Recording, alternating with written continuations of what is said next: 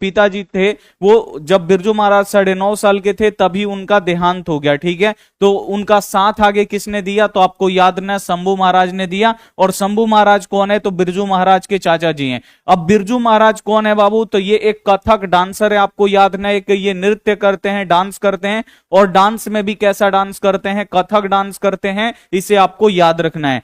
अगला क्वेश्चन आप लोग देखिए, अगला क्वेश्चन इंपॉर्टेंट है कि उगते सूरज का देश किसे कहा जाता है। अब यहां पे आपको बताना है कि उगते सूरज का देश किसे बोलते हैं। तो उगते सूरज का देश बाबू किसे बोला जाता है, कहने का मतलब यह है कि सबसे पहला सूरज कहां उगता है, किस देश में सबसे पहले सूरज उगता है, तो आपको याद रखना है जापान में।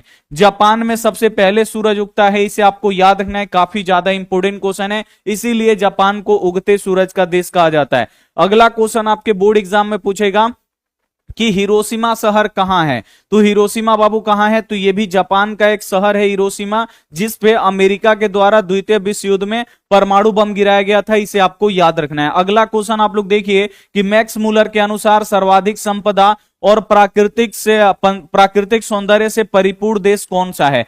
अब यहां पे आपको बताना है कि मैक्स मूलर के अनुसार सर्वाधिक संपदा और प्राकृतिक सौंदर्य से परिपूर्ण देश कौन सा है, तो आपको याद रखना है अपना देश भारत। जो अपना देश भारत है ना, ये प्राकृतिक संपदा भी इसमें बहुत ज्यादा है और इसकी प्राकृतिक सुंदरता भी बहुत ही अच्छी है। अच्छे अच्छे नहर हैं, आपको याद ना, नदियां हैं, झरना है, पर्वत है, जो भारत की शोभा को बढ़ाती है। बहुत ज्यादा इंपोर्टेंट क्वेश्चन है, ये आपको याद रखना है। मैक्स मूलर जो थे, क्वेश्चन आता है ये कहां के विद्वान थे, तो मैक्स मूलर बाबू कहां के विद्वान थे, तो ये जर्मन के विद्वान थे, आपको याद रखना, जर्मनी के। ठीक है, ये जर्मनी के विज्ञान थे, आपको यहां पे याद रखना है। ये भी क्वेश्चन आता है कि जो मैक्स मूलर थे ये जब कितने साल के हुए, तो संस्कृत का अध्ययन शुरू किया, तो 18 साल के जब ये हुए तो ये संस्कृत का अध्ययन शुरू किया, इसे आपको याद रखना है।